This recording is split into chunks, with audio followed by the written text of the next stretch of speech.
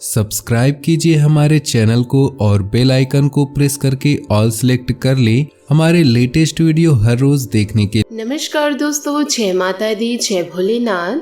स्वागत है आप सभी का हमारे YouTube चैनल में। दोस्तों, आपको बता दें कि आपके जीवन में इन दिनों बहुत कुछ अच्छा होने वाला है।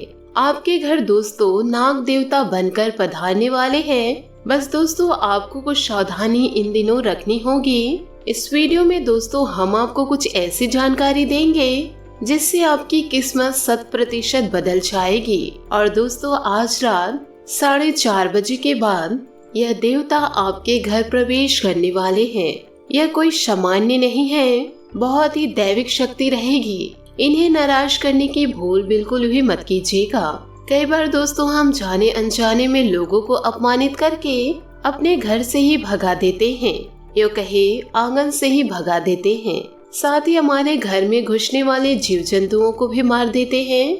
और दोस्तों, आपकी यही एक गलती आपके आने वाले पूरे भविष्य पर भारी पड़ सकती है, क्योंकि यह देवता आपके घर में किसी भी रूप में प्रवेश कर जाएंगे। दोस्तों, डरने वाली कोई बात नहीं है, ये तो आपको आशीर्वाद देना चाहते हैं। अब यह दोस्तों आपके ऊपर है कि आप आशीर्वाद लेना चाहते हैं या नहीं लेना चाहते हैं। वीडियो बहुत ही ज्यादा महत्वपूर्ण है, बिल्कुल भी दोस्तों इसे मिस ना करें और इसे शुरू से लेकर अंत तक जरूर देखिएगा, क्योंकि दोस्तों आज जो ज्ञान हम आपको देने वाले हैं, जिसे सुनकर आपके भी रोंगटे खड़े हो जाएंगे। दोस्तों, जो भी महादेव जी के सच्चे भक्त हैं वो वीडियो को एक लाइक जरूर करें। साथ ही कमेंट बॉक्स में जय महादेव, जय नाग देवता अवश्य लिखे। दोस्तों, आने वाले अगले 1 से 2 महीने में असंभव से असंभव कार्य भी पूर्ण हो जाएगा। अब दोस्तों, आपने अतिथि देवो भव इस कहावत को या इस पंक्ति को इसे तो जरूर सुना होगा। भारत में अतिथि देवो भव का परंपरा बहुत ज्यादा निभाई जाती है, परंतु फिर भी जब हमारे घर में मेहमान आते हैं तो कुछ लोग उन्हें बोझ समझते हैं।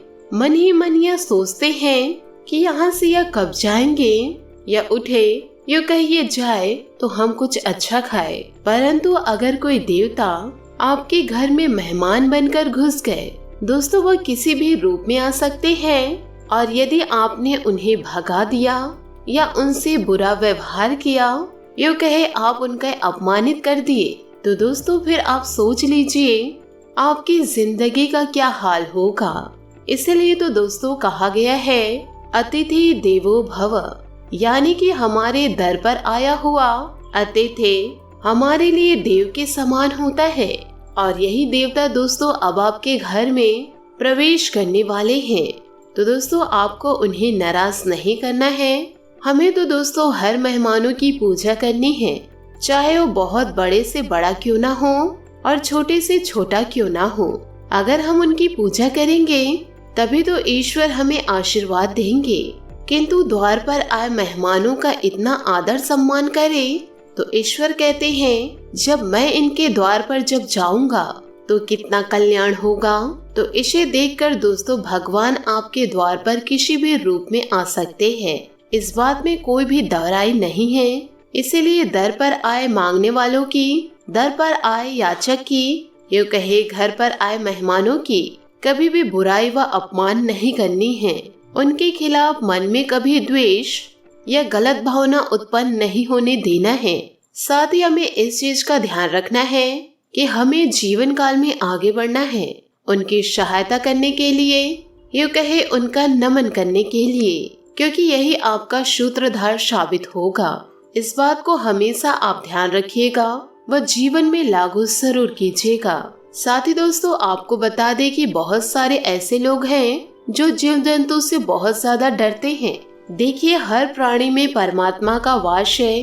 परमात्मा ने सभी को बनाया है, किसी चीज से डरने की कोई बात नहीं है। हमें सभी जीव जंतुओं की रक्षा करनी है। यदि आप रक्षा नहीं कर सकते तो आपको उसे मानना नहीं है। परंतु बहुत सारे ऐसे लोग कीड़े मकोड़ों को देखते ही उन्हें मार गिराते हैं। ऐसा करके वह अपने हाथों बहुत बड़ा पाप करते हैं। इस बात का आपको अंदाजा नहीं होता परंतु बहुत बड़ा अनर्थ आपके द्वारा हो चुका होता है। यह दोस्तों आपको बिल्कुल भी शोभा नहीं देता है। यह आपके पाप कर्मों को बढ़ाता है और आपके लिए अपने महत्वपूर्ण कार्यों में दोस्तों अटकने पैदा करता है। तो अब आपके घर में देवता आने वाले हैं, तो वह जीव जंतुओं का रूप भी लेकर आ सकते हैं। मान लीजिए वह किसी जीव जंतु का रूप धारण करके आपके घर आ रहे हैं और यदि दोस्तों आपने उसे बहुत मार पीट के भगा दिया या उसे पूरा मार ही डाला, तो सोचिए दोस्तों आपके द्वारा कितनी बड़ी गलती हो जाएगी। यही तो परीक्षा का समय होता है। मान लीजिए अनजाने में आपसे कोई गलती हो जाती है, मौका होता है आपके पास किस्मत चमकाने का, उस मौके को आप खो देते हैं। तो हमारा आपसे यही आग्रह है कि मात्र दोस्तों कुछ ही दिन बाकी रह गए हैं। आज दोस्तों रात्रि 4:30 बजे से किसी भी रूप आपके घर या देवता आ सकते हैं। जीवन काल में बहुत सारे ऐसे भी लोग होते हैं जिनके घर मेहमान आते हैं कि वह दोस्तों मेहमानों को देखकर बहुत ज्यादा खुश हो जाते हैं, झूमने लग जाते हैं और उन्हें देखकर अलग अलग तरह की हरकतें करने लगते हैं। तो दोस्तों आप उनके चरण स्पर्श जरूर करें। इस रूप में भी दोस्तों आपके घर वो प्रवेश कर सकते हैं, लेकिन आप उन्हें पहचान नहीं पाएंगे और हो सके दोस्तों आप उनके मनपसंद चीज आपको उन्हें बनाकर खिलानी है और किसी भी तरह से दोस्तों उनसे आपको अच्छा आशीर्वाद ले लेना है, क्योंकि उनका यह आशीर्वाद आपके बहुत काम आएगा। उन्हीं का आशीर्वाद दोस्तों आपको दुश्मनों की चाल से बचाएगा और उन्हीं का आशीर्वाद दोस्तों आपको हर परिस्थितियों का सामना करवाएगा। आने वाले दोस्तों अगले कुछ ही दिनों में एक और चाह और दूसरी ओर राह, यानी कि आप जो चाहेंगे उसी का रास्ता बन जाएगा। परंतु जीवन काल में कई बार ऐसा भी हो जाता है कि इंसान मन से जो कार्य करता है उसका रिजल्ट बहुत अच्छा आता है और जो लोगों की बातें सुनकर काम करता है उसका परिणाम अच्छा नहीं आता। इसलिए आप भगवान को पूजिए, लेकिन दोस्तों अपने मन से, ना कि किसी दूसरे के कहने पर। अगर आपकी कोई मन्नत पूरी नहीं होती है तो दोस्तों लोग भगवान को ही बदल देते हैं और किसी दूसरे देवता के शरण में चले जाते हैं और अगर वहां पर भी उनकी मन्नत पूरी नहीं होती तो तीसरे देवता के शरण में चले जाते हैं। और यहाँ तक तो छोड़िए, जब बहुत समय तक कार्य नहीं होता है तो वह अपने धर्म को ही छोड़कर किसी और ही धर्म को अपना लेता है।